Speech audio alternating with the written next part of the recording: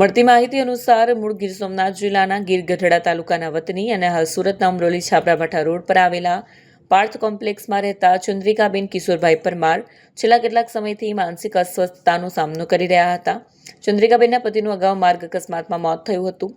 તેઓ તેમના 3 પુત્રો સાથે સુરતમાં રહેતા હતા. છેલ્લા 3-4 મહિનાથી તેઓ ગંભીર માનસિક બીમારીથી પીડાતા હોવાનું પરિવારજનોએ જણાવ્યું છે.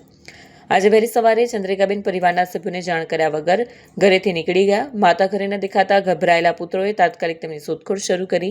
આ દરમિયાન તેમનો મોટો પુત્ર સાગર સૂતા સૂતા અમરોલી તાપી બ્રિજ પાસે પહોંચ્યો, જ્યાં નદીના પાણીમાં તેના માતાનો મૃતદેહ તરતો જોવા મળ્યો. બનાવની જાણ થતાં જ કતારગામ પોલીસનો કાફલો ઘટનાસ્થળે પહોંચી ગયા હતા. પોલીસે મૃતદેહને પોસ્ટમોર્ટમ માટે ખસેડી આગળની કાર્યવાહી હાથ ધરી છે. પ્રાથમિક પૂછપરછમાં પરિવારે જણાવ્યું હતું કે સતત રહેતી માનસિક બીમારીથી કંટાળી તેમણે આ અંતિમ પગલું ભર્યું હોવાની શક્યતા છે. હાલ કતારગામ પોલીસે અકસ્માત મોતનો ગુનો નોંધી વધુ તપાસ શરૂ કરી છે.